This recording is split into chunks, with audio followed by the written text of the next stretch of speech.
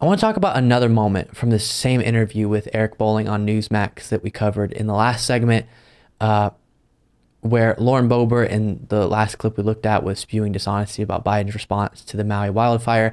And now, you guessed it, impeachment. In this segment, let's talk about her comments on wanting to impeach President Biden.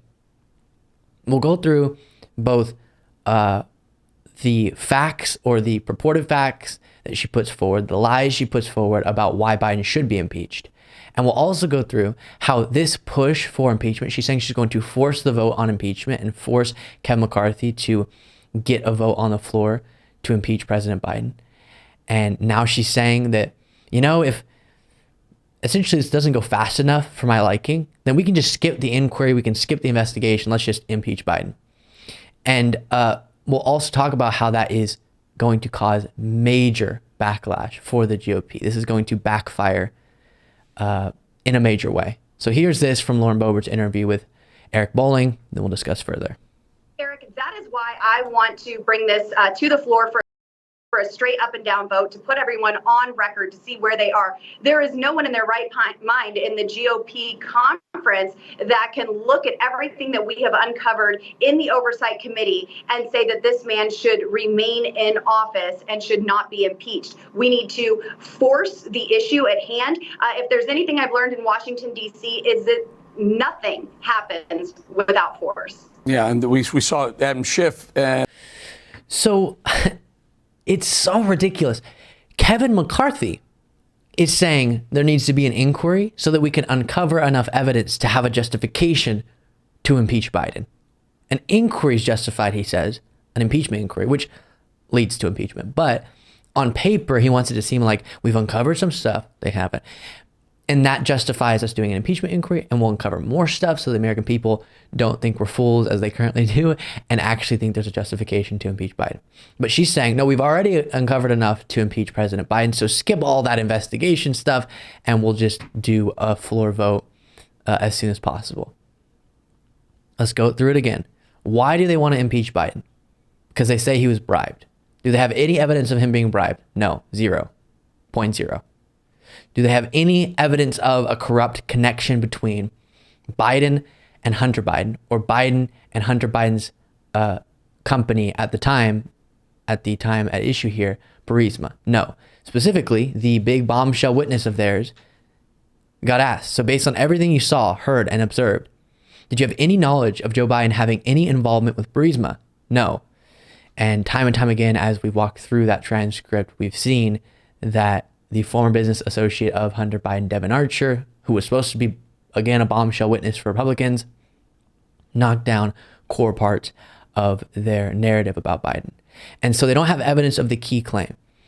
Not to mention the fact that Lev Parnas, the stooge to Rudy Giuliani, as we've talked about, who was assigned to investigate all these claims, I'm going to find this corrupt connection between Hunter Biden's business dealings and Joe Biden. We're going to find that he was bribed. We're going to get a smoking gun. Investigated, and then now, he was doing that during the Trump administration, trying to get a smoking gun for the 2020 presidential election. Now, wrote a letter to James Comr saying, you can keep looking into this, but I did it for so long, and I am happy to come and testify under oath, telling you that this is a wild goose chase. This is a conspiracy theory. The stooge to Rudy Giuliani, who investigated these very claims, was assigned by Giuliani, thus Trump in a sense, to find the smoking gun that they say they are going to find. They're not going to, even he admits it. Not to mention James Comr, Lauren Boebert, as a reminder, is saying they have the evidence already to justify impeaching Biden. And they have the evidence of the crime. James Comr got asked after the most recent round of kind of this whole charade, are you going to be able to prove that Biden was bribed? And here's what he said. Yes or no? Do you believe that this is now officially the Joe Biden bribery allegation? And do you believe that you will be able to prove that? Jim Comr. I sure hope so. I sure hope so, he says. He's the leader of the investigation. All the stuff that Lauren Boebert's referencing, he is overseeing the House Oversight investigation into. And he says, I sure hope so. Do you know what that means, Lauren Boebert? He hasn't been able to prove it yet. He hopes he will be able to. He won't be able to. But we know for sure he hasn't yet. And not to mention all these different things, including the fact that one of the core parts that Biden was supposed to have been bribed to push for the firing of Viktor Shokin, the top prosecutor in Ukraine, is absurd, because Viktor Shokin, we've now learned through Devin Archer and other reporting, was beneficial in his position to Burisma because he technically on paper was overseeing an investigation into them, but because of his own corruption, had no interest in seeking accountability. And thus they liked that he was kind of there. The appearance of possible accountability, but he was corrupt, so he wasn't going to do it. And they weren't wanting Biden to push for the firing of Viktor Shokin, and Biden did it anyway. So all of this is falling apart. Now we get to how this is going to backfire on the GOP. And there's a lot of reporting about this that is really interesting. Starting with this, Axios reports McCarthy's talk of Biden impeachment creates GOP headaches, and it goes through talking about how moderate and swing district House Republicans are openly worrying about political backlash that could result from a half-baked, 10th-baked impeachment effort against President Biden. And you have these different quotes. I think there's confusion about the process, French Hill said. I don't think it's there at the moment, Lawler said, and Ken Buck on CNN said, this is impeachment theater. A Republican impeachment theater, he calls it. Impeachment, even talking about it, is not something that we're looking forward to, one of the members said. What's going on is moderate Republicans in swing districts or districts that Biden won, but they were able to clinch the victory in, are seeing this as a really dangerous moment where they're going to get portrayed either as not Republican enough, not conservative enough, not anti-Biden enough by the MAGA wing if they vote against impeachment. But if they vote for impeachment, could be accurately portrayed as so extreme and so partisan and impeaching Biden over things that Republicans haven't been able to prove, as we just walked through. And so that is really dangerous for their political future. And so the fact that Lauren Boebert's saying, if Kevin McCarthy doesn't do everything I want and move this along, I'm going to force a floor vote. Meaning, before we can do anything to get more information, I'm just going to say everyone has to vote or try to make that happen. MSNBC reports, all of this indicates that despite the August heat, the GOP's impeachment fever seems close to breaking.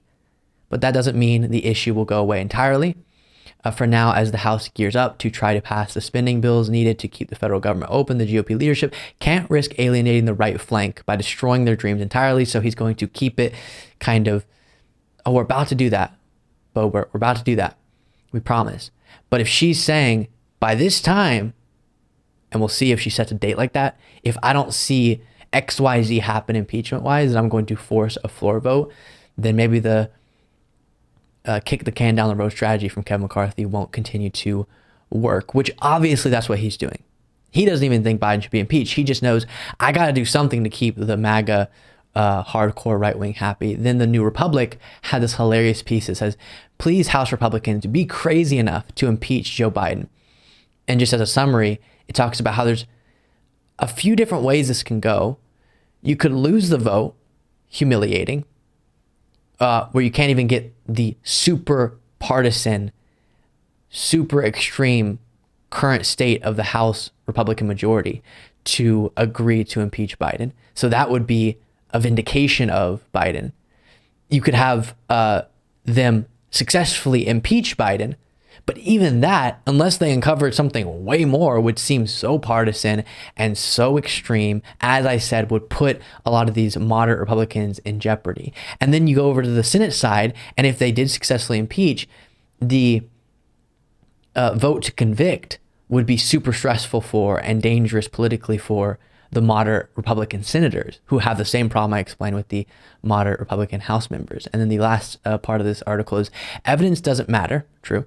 They've already made up their minds. As the Queen said, sentence first, verdict afterwards. I say, let them do it.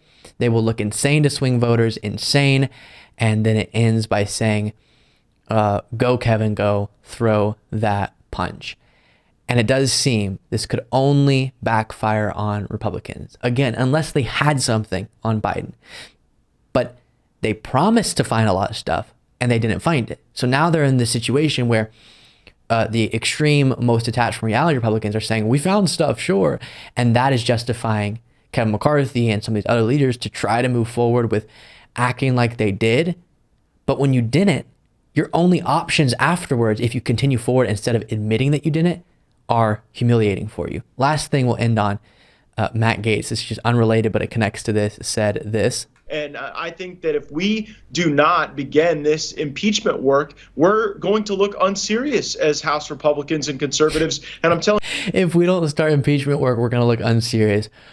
Well, the train has left the station, and it's left the station about a few years ago. Matt Gaetz, sorry to tell you. Make sure you are subscribed to the YouTube channel. Thank you so much for watching. If you want to be a part of what makes this show possible, plus get access to the full video version of the show hours before all the clips are able to be uploaded to the YouTube channel, plus get the bonus show on the weekends, you can do so by going to lukebeasleyshow.com/membership. That's lukebeasleyshow.com/membership, and there's a link in the description.